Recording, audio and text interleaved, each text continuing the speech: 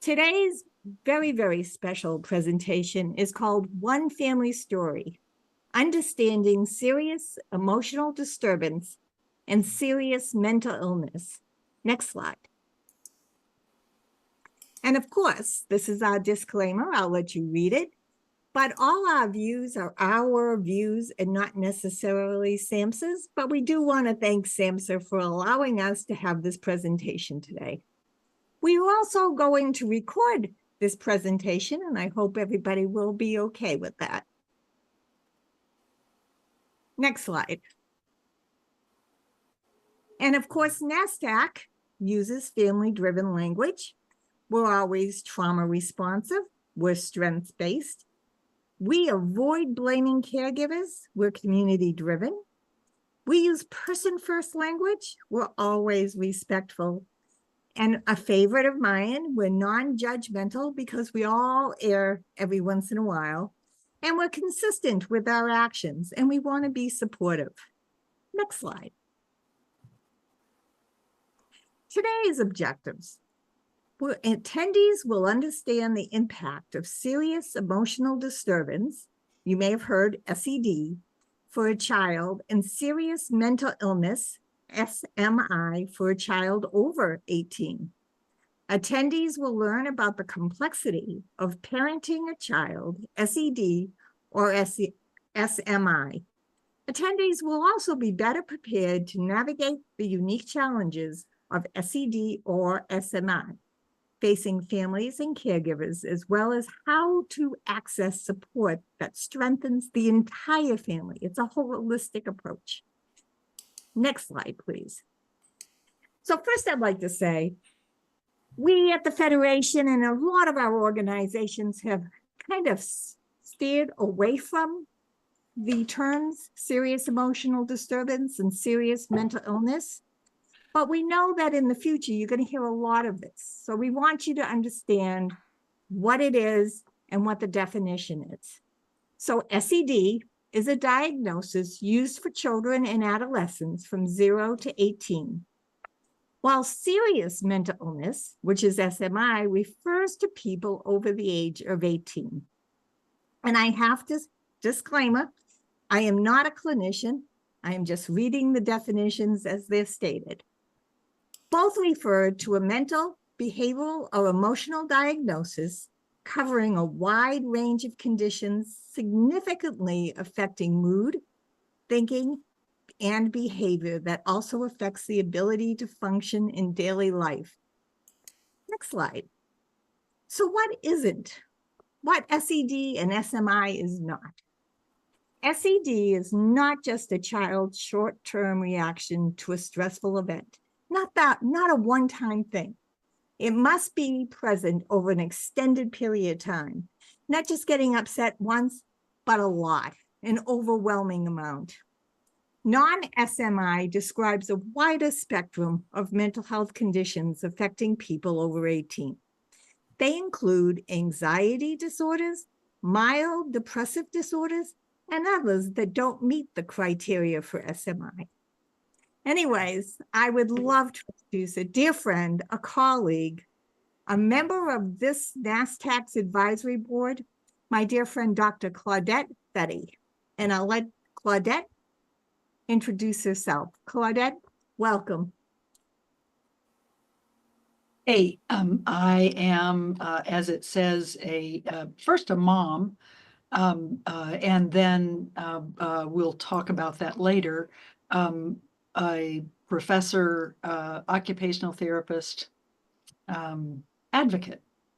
That's who I am. And author. We'll also talk about that. So this is a picture of my oldest son, Aaron, on his 3rd birthday. He was already being kicked out of daycares.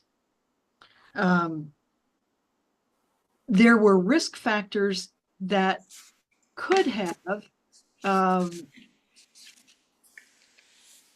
enabled access to the supports and things that we need that might have made life very different. I was a teen mom. When I got pregnant, my family moved across the country, and I was left there living in a fairly violent place, and really didn't understand much about mental health and supporting that. Our focus began on fixing Aaron's behaviors.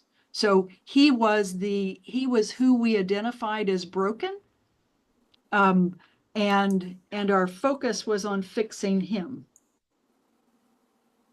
I didn't have many skills, so I came from a family that had average kind of skills for the day, and they were not sufficient for Aaron. So I needed some skills other than just yelling and yelling more. Because when things didn't work, I just did more, yelled more, whatever, and it wasn't working.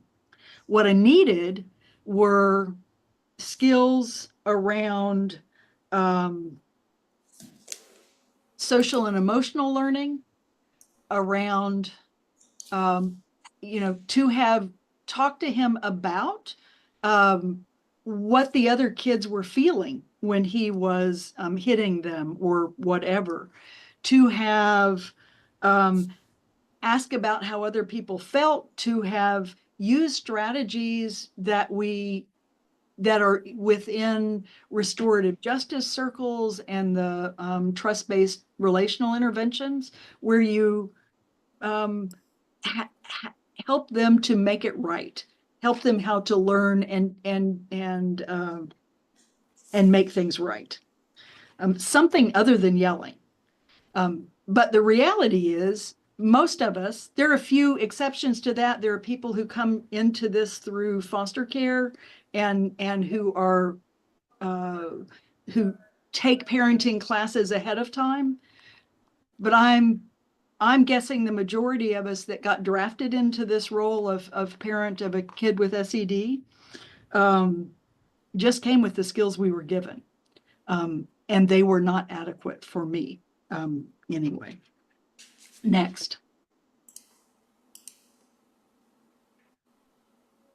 So we wrote a book, and here begins the reason for why. School was a disaster. Aaron had gifts in language. I thought of him as an extremely gifted, brilliant kid, and I always thought he knew that. It wasn't till after he died and I was transcribing his writing that I realized he really never did. He could speak circles around. He's a very gifted poet. He could speak circles around folks. He read at 12 freshman college level, but he could not write. And he started school with math, but by the end of his first kindergarten year, he lost all of that. That was also when he started hearing voices. So it's hard to tell whether it was the stress from school failure or whether it was due to the onset of his mental health needs. We still saw ourselves as broken, and didn't know about other families. We didn't think about holding systems accountable. That never occurred to us. We were the problem, and Aaron was the problem, and by extension, we were the problem, and we needed to fix. Still didn't have any knowledge or skills that I needed.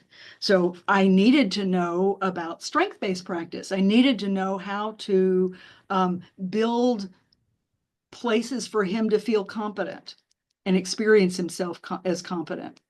I needed to know that I had to stop pushing sometimes so that he could just be good at something. I needed to know what the school might have done to have helped us turn things around.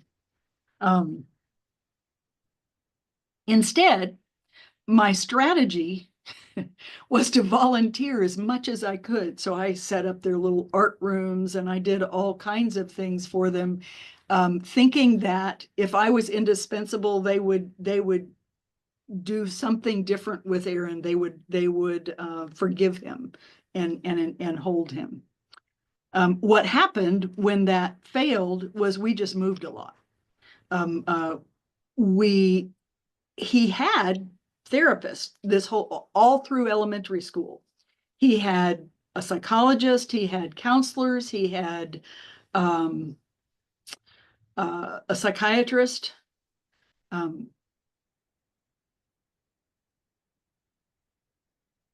And we went through all kinds of behavioral modification hells that the psychologist dreamed up. We lived by charts and consequences and rewards. And that wasn't working. It was just getting worse. It was just getting worse. The psychologist actually at one point, I think was pretty frustrated too. And he said, I think the problem is you're a single mom with a single kid. If you would just get married and have other kids, that would be better. And I immediately did it. Bless his heart. We had all kinds of bizarre things. We went on so many diets. Finally, at 12, the school told me to take him home and just not to tell. And if I wouldn't tell, they wouldn't tell either. Still had really limited knowledge, pretty ordinary skills, but he really needed highly skilled parents, highly skilled teachers, advocates who knew better. That's not what he got. A little bit later, still 12 years old, he exhausted his lifetime max for mental health benefits. And we were told to relinquish him to the state of Texas. If you know about the state of Texas and mental health, you know that's not a good idea. So instead, I essentially had stalked a psychiatrist who said he had published some stuff that indicated he had answers. So I had kind of stalked him a year before and didn't go anywhere, but I was desperate. And at this point said, okay, what can I do? I can't, I don't want to relinquish him. He was at that point rapid cycling. And when he would hit a manic cycle, probably really more of a mixed episode cycle, and become really delusional, he would want to kill himself before whatever was going on in the reality that I couldn't enter. I couldn't keep him safe in. So we called this psychiatrist, and he said, we've got to have something else to do. I'm not going to relinquish him, but I don't want him to die. And he said, there's a place up in North Texas. If you move, I lived in Central Texas. If you move up there and open up your home, you can put him into treatment in the daytime and he'll come home at night. Well, that sounded like an idea. So we sold everything we had so we could pay for it. Cashed in retirement, all of that, moved up to North Texas. And unfortunately, the facility that we had been referred to was one of the kind of original, what are known as troubled teen industry, TTI. It was straight Inc. Not well trained. Their staff tends to kind of come up through the ranks of the program. They use kind of a mix of encounter therapy, which was very aggressive, and 12 steps. They were not at all prepared to deal with a kid who had serious emotional disturbance and would develop serious mental illness. And so they did their version of what we did. When it wasn't working, they just did it harder. And they abused him severely for a year. After a year, they kicked him out just before the state closed them down. So now here he was with us, both with significant trauma, couldn't trust us because we put him in that place, and serious mental illness. So he started running away, learned how to hop trains. Before the trains, we're desperately trying to keep him at home, pulling in law enforcement, everything that we could do, and we just couldn't keep him there. He learned how to hop trains, and what he would do is he'd get on a train and he'd go to whatever city that train stopped at, and he'd stay there a couple of weeks, and then the paranoia and the delusions would start to build up, and he'd get on another train and go to another city. And that is how he lived. Through him, we got to know a lot of kids who were part of this traveling homeless youth population.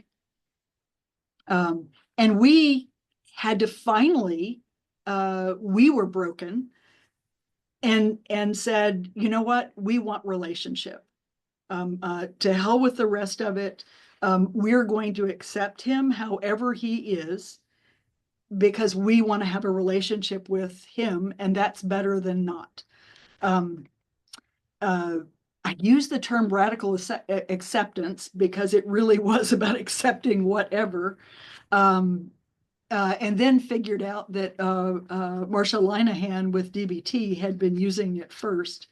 But I channeled that energy that I had into going back to school.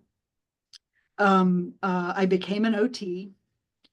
After that, found families that through the Federation of Families all over the country who knew amazing things.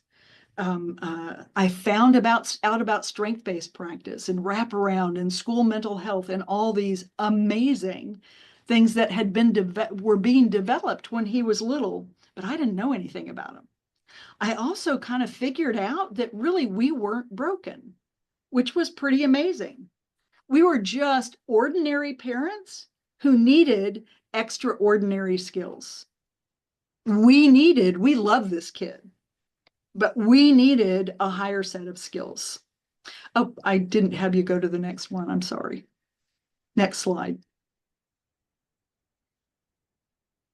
So we needed higher skills. This is a picture of Aaron when he was living on the streets in Deep Ellum in Dallas. And I have 3 sons. He is the oldest of them. He had serious mental illness and addiction, lots of trauma, go back. And my middle son also had some learning disabilities. He was a non-reader at 2, but he was very different in the way that he approached things. And I was able to kind of, he just kind of buckled down and worked hard at everything. He's actually a med psych doc now. Probably mostly because of the 2 brothers he grew up in between. When he went to med school, he was given an award for the kindest resident because he is incredibly kind. And then my youngest son. Well, by this time, I'm a skilled parent. You would think things would go okay. But Ben had some serious learning disabilities. So he still had that school failure and all of the anxiety that went with that. This time I knew not to let the school keep him. So I pulled him out at the end of 1st grade. And we did amazing things. He was one of the first kids that got wraparound informed kind of supports in my area and maybe the state. And he has some resilience and some skills. However, fast forward, he dealt with that anxiety by the time he hit adolescence with substances, and he developed some substance use issues. And about 3 years ago, he had a horrible accident, crushed his proximal femur, and they gave him a prescription for opiates. And the pain lasted longer than the drugs. And so he jumped right into fentanyl. And we have been dealing with this fentanyl addiction for the last couple of years. Finally, kind of hopeful that we might be heading towards some recovery anyway, with some medicine assisted therapy. And I say all of that, that's actually not in the book, because it's more current than that. But I say all of that because I think it's important to realize I had lots of needs with Aaron. I'm a damn good parent, and I was extremely skilled with Ben. That doesn't necessarily protect you, that we're still at risk. It's not about being perfect. And if I'm perfect, then I can protect my children. Now we can move on. I am their mom, and I'm their mom no matter what. And what I've learned from all of that is I choose relationship at every turn. I know more now, but this was Aaron, and Aaron is a little kid, and Aaron is in prison. Didn't mean things still didn't happen. Next. I'm a really good mom, and Aaron still died of an overdose. So we wrote a book. And we did that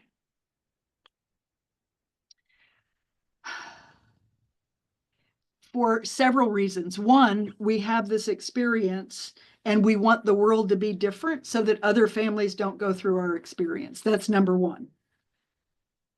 Two, Aaron's big motivation, he's the one that started this book. 10 years before he died, he started writing his story. And his motivation is to make sure families know about TTIs and that we protect kids from abuse when families are trying to get help, that they don't do things that hurt them. Sometimes doing something is worse than doing nothing. And so that was his motivation. My big motivation is to put myself out there, warts and all, so that mamas can see themselves and know that they're not the only ones, because I felt like the only one in the world. And to be accepting of ourselves and know that we do the best that we can until we know different. And that's okay. So I wanted to support families. The book is organized, and you can go to the next one. The book is organized with Aaron's voice, and then my voice, and then each of those segments, each of those couplets, if you will, connects to an evidence-based chapter that kind of applies best practice to where we were in early childhood, in school, in adolescence, on the street, with addiction, in prison. So we'll see where that goes. It comes out next month.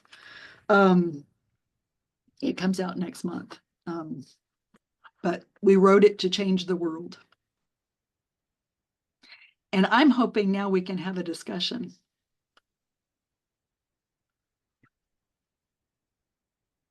Thank you, Claudette. And if you could put on your cameras, I really want to make this a real interactive discussion. I really believe Claudette has a lot of great personal and professional experience. And if you didn't hear what Claudette was saying about her book, Claudette is a true professor. She works for a university and she knows how to teach. And she tells the story, and I had the great honor to preview it. She tells the story on Erin's point of view and her point of view.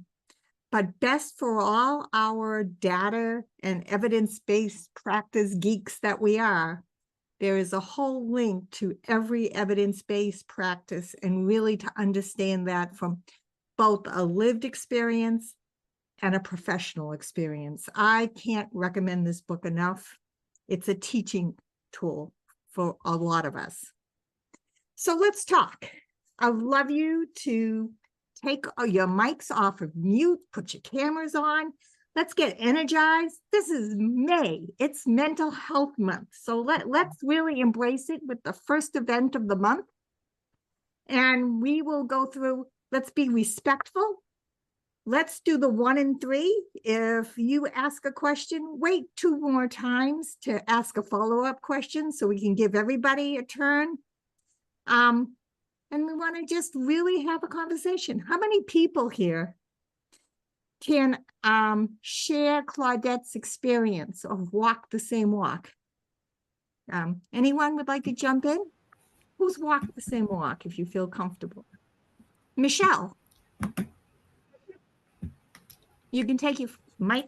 Yep. Yeah. Well, of course, I haven't walked the exact same walk, but I adopted 3 children from the foster system. I had no idea about childhood mental illness. I was told by professionals that we just needed to create new memories and bond, and they will heal and we'll be a wonderful family. 12 years later, here I am. I'm a family peer advocate. And it was all a lie in the beginning.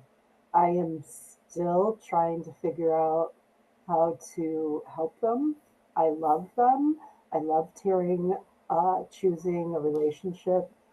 I'm taking that to heart today, and I'm thrilled that you were willing to share your story with us. I'm really hoping someday that my children will heal. 22, 17 and a half, and 12. And it's a long road. Yeah. Long road. So thank you. One of the things that I have come to realize is I love them whether they're healed or not. and we're going to be in relationship wherever they are, in whatever part of the journey that they are. It's important for them to know that they're loved.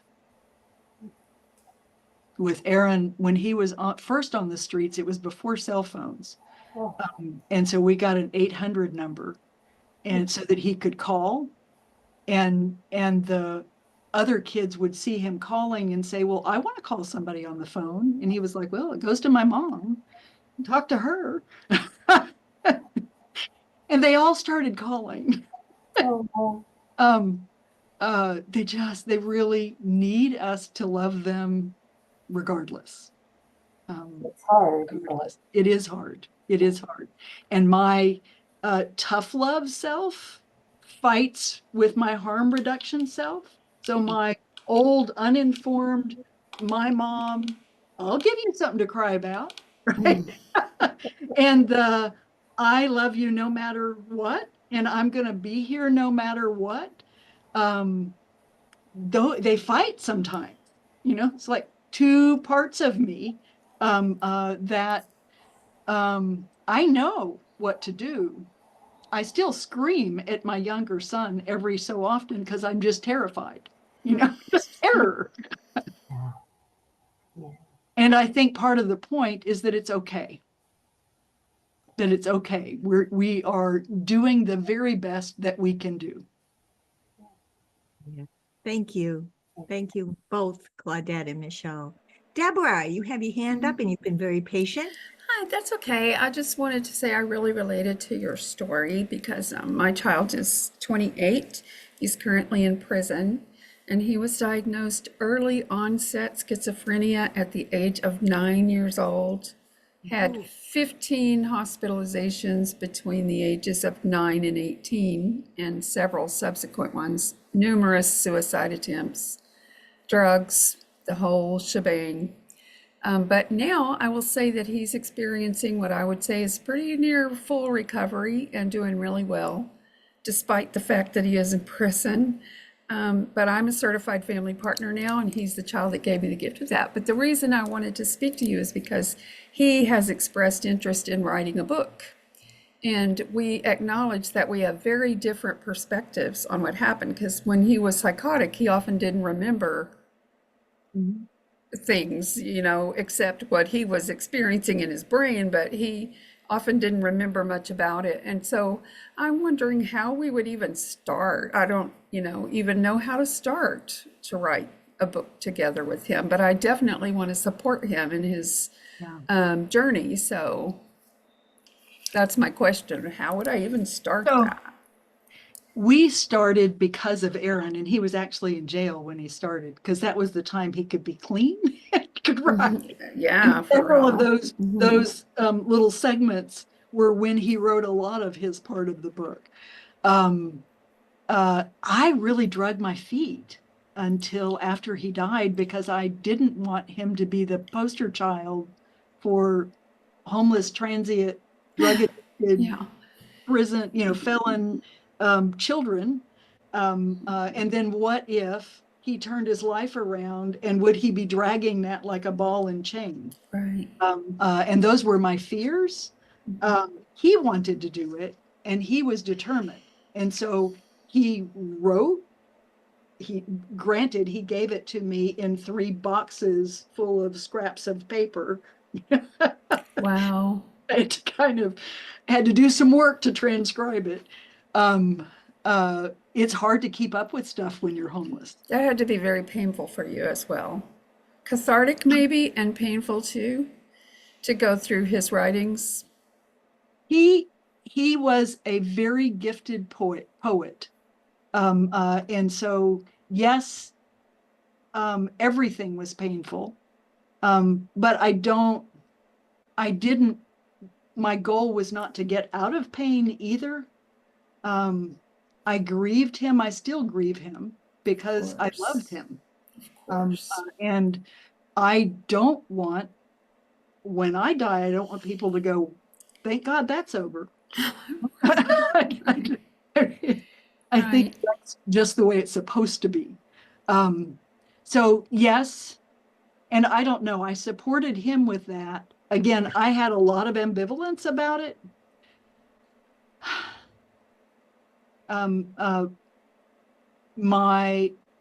What drove me was our experience has to be, it has to be worth something. It has to help somebody. Mhm. There's something that should come out of this. It shouldn't be for naught. And that's his whole perspective. Yeah. He's 28, so he was born, I was 41 when he was born. So he's actually 20 years younger than my oldest child. So, but his whole perspective now is that he really feels the need to do something that helps someone else not struggle the way he had to. So I think what I hear you saying is that I just need to continue encouraging him to write his thoughts down. And I really need to write down the things that have happened to us over the years so that we can kind of figure out how to organize it. But I thank you for sharing. I know it's I wish that I would have started earlier, published or not, so that he could have read my perspective. Because I think there were a lot of things that he had a different interpretation of absolutely, yeah. than I understood. I know there are that I didn't understand, and I wish from that perspective that we had the opportunity for that to be a two-way thing. Yeah. And we really didn't. We were very close, But it was, my part was written after he died. I see.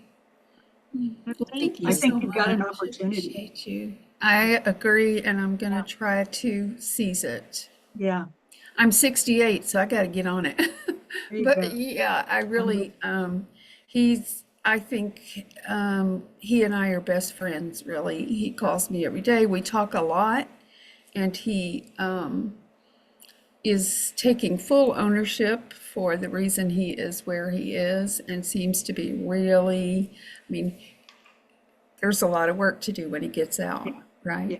And I try to prepare him for that and say, Jamie, now's the time for you to be thinking about when you get out and certain challenges occur, how you're going to deal with that, not wait until those moments are happening. So hopefully I'm doing as much as I can to help him and support him, but ultimately he knows the work is his to do. So thank you so much. I appreciate that you shared and that we're able to do that in this environment.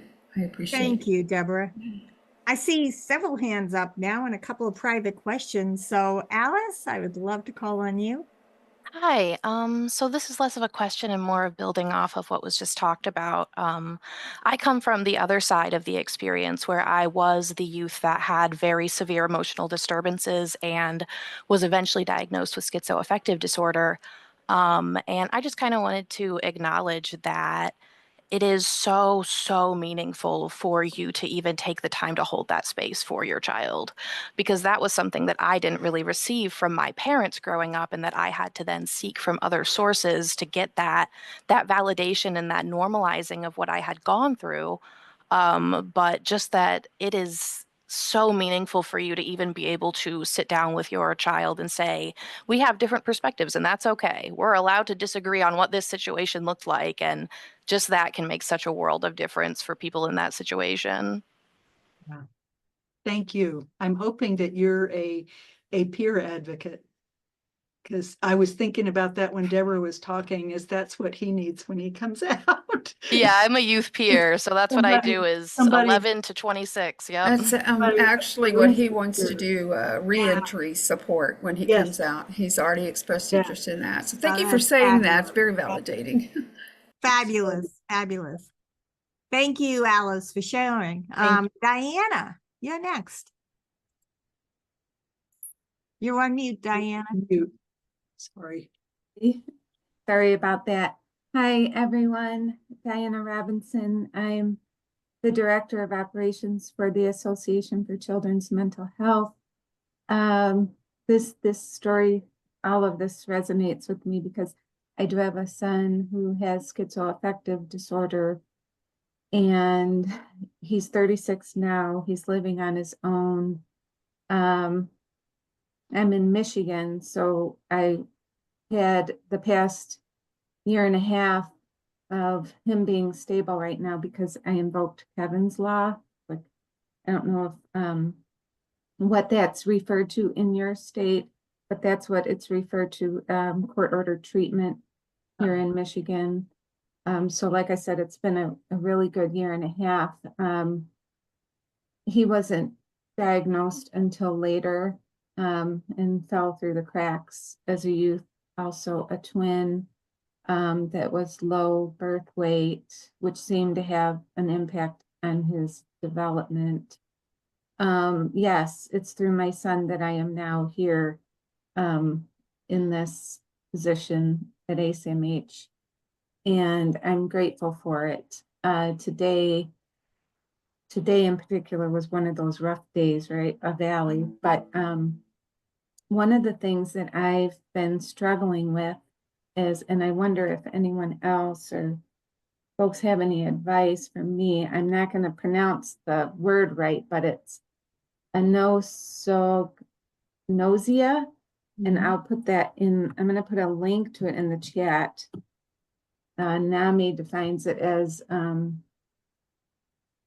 it's a lack of awareness of even having a condition. So my son, it appears to me that he's living in to him, it's a nightmare. an ongoing nightmare that he doesn't understand why it's happening.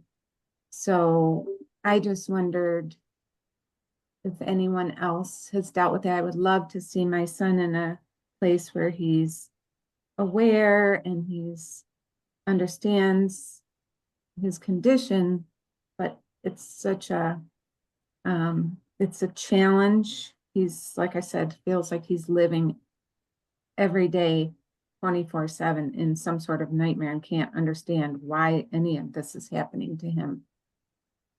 So that is really what's on my mind, and I'm trying to find more information about it. At this point, I have been, I have read, I'm not sick, I don't need help. And I've tried all of that, but I think it would be helpful if he could have some sort of therapy to help him.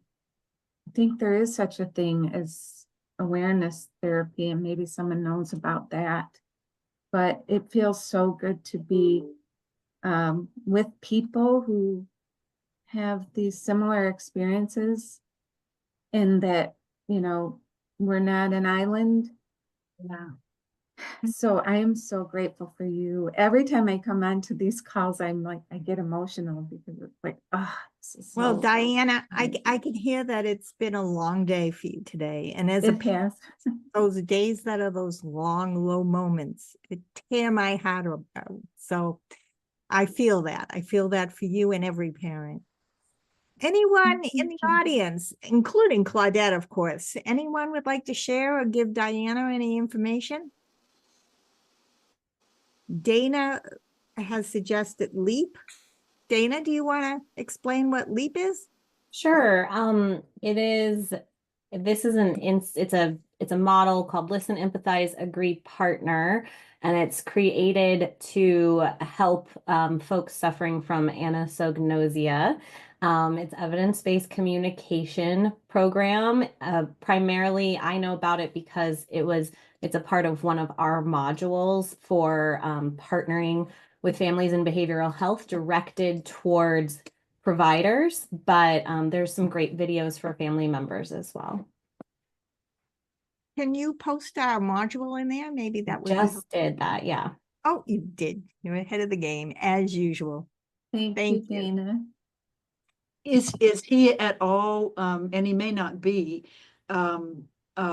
would peer support be something that he would be at all interested in? He hasn't been, and he's pretty antisocial. He has a history. He has been abused. He was abused by his dad, and so it makes him he just has not had success socially, really, ever. So he was approached by someone at a CMH, that was a peer support person, and he reacted, it was extreme. So, but I imagine that could happen over time. Yeah, that would be a good thing, but Shared experience is really powerful. Same thing that you were saying is that we're not alone. It's pretty lonely to be the only one in the world in your understanding. yeah, right. Yeah, so I have tried to get him to be social, tried to take him out and different things, but he's very selective about what he does. But I imagine it's possible. I'm feeling hopeful. Yeah. Well, thank you. Any other thoughts for Diana before we move on?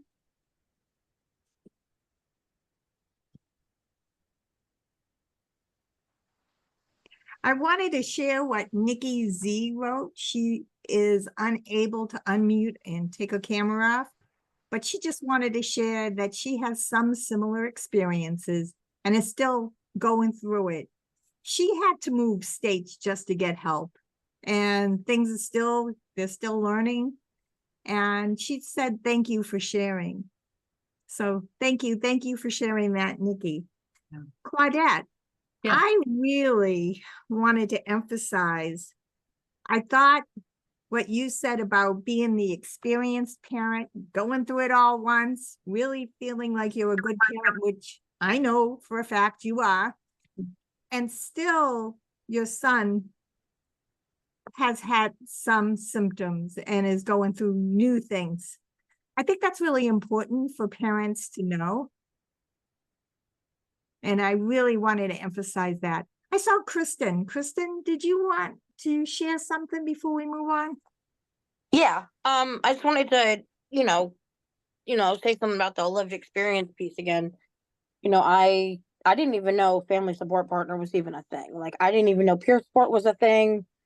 I didn't know what it was. And then, my daughter, after I lost, so my ex-husband and I, we split up almost 10 years ago. My daughter was really struggling with it, having some behavior issues, showing a lot of behavior symptoms, things like that. And we were in countless services, you guys know how it goes. And so I felt really alone. Like I didn't have anybody to, to talk to about it. Like nobody really understood. Well, they were like, oh, well, just, you need to get I had a police officer look at me one time and tell me you need to control your kid. I was like, what do you want me to do? Like, what do you want me to do? So I get the feeling of, and I like the fact that we all have lived experience. And so I like to take what I do and, I like to say, I like to be the family support partner that I wish I had. I actually did a presentation at our Children's Services Act conference in Virginia last year. I got to tell my story. And that was really, really cool. It was a really interesting experience. I got some really interesting feedback from it. People saying it traumatized them and things like that. And I was like, well, I lived it. So yeah. No, thank you, Kristen. That's good points. And thank you for being the family peer specialist that you would want to have. That's what we need. And that's why a family peer specialist is so successful. Yes. Lainey, Thank you. you're up. I just want to say thank you, Kristen. I love that response. If you traumatize people, we give the warning ahead of time in a lot of these venues. If you get triggered, take care of yourself. And I love your response. Good for you. I just wanted to thank Claudette in the beginning when you first started speaking, and you said, or part of your talk, you were saying, I'm a good mom. And my child still died, and you continue to be a good mom. I think taking that ownership, and here I've done that before, and hearing you take that ownership. It's just, it just sounds so good and it feels so good. And I think dads should do that too. I think caregivers should do that. I think we should all do that. I'm really good at what I do. And just because the person I'm doing it for doesn't respond to all my skills the way I want them to, doesn't mean that I'm bad at it. They have different skills and they're good at certain things, and other things they're not skilled at. And we're going to figure out a way to do that. And sometimes it works well and sometimes it doesn't.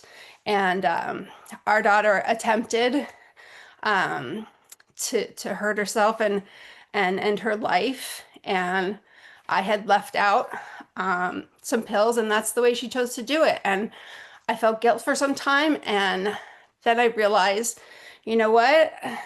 I had talked to her about a plan, and, is she thinking about it? And we had those conversations, and I feel like that saved her because she came to me and said, I made a mistake.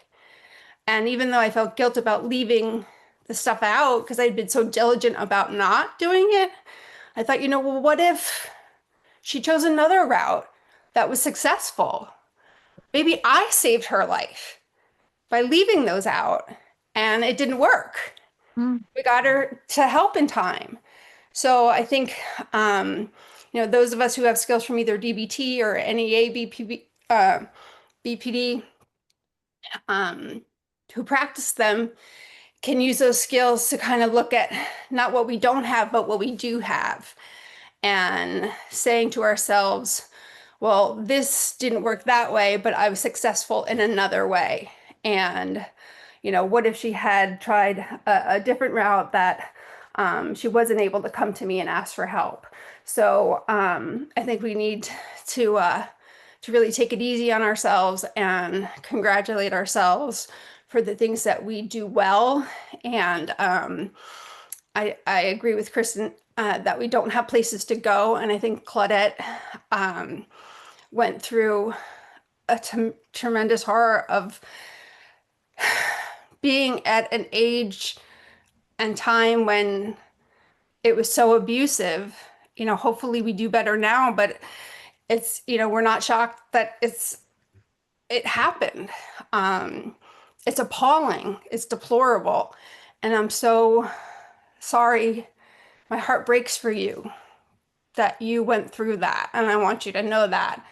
And, you know, that some of us have trauma about our children's actions, but then we still have our children. Shortly after our daughter was getting better, my sister-in-law, her child, same age, just had an accident. He fell off his skateboard, and we've lost him. And it's just, our children aren't supposed to predecease us. It's just, it's not, it's incomprehensible. So for you to present to all of us your story, I want you to know you're changing the world.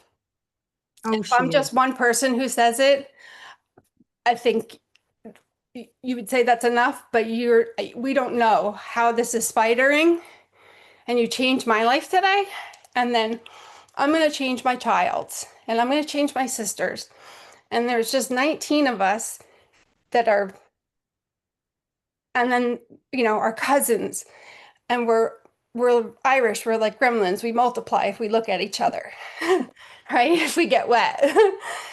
And, you know, the last office hour, the woman who spoke impacted me, and I Googled her to find out her next seminar, and I got on her Facebook, and she put up a painting, and I wrote her, and I was like, you don't even know me. And this painting impacted me. I think everyone here helps someone who helps someone, and it's inspiring. So thank you for letting me speak, and I appreciate each of you. Lainey, that's a great way to wrap this up.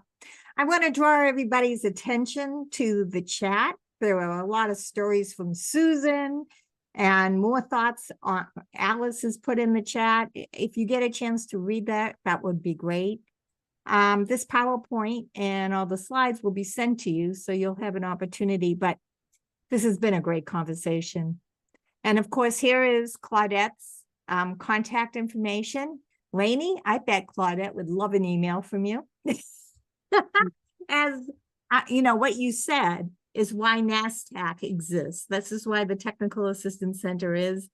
We want to connect families and family peer specialists and the whole family leadership workforce to other people to realize, A, you're not alone, and B, what's better than networking? And that's what we're here for. Next slide. And of course, Lainey, you're always welcome to contact myself. I'm Gail Cormier, or Gina, who has coordinated this whole event, or Dr. Linda Goggin, who's our principal investigator and the executive director of the Federation of Families. I also want to put a little bug in. November is our national conference, and you'll be getting more information on that too. But I reserved like a week. I think it's November 12th or 13th, that week. The national conference. It's always a good connection.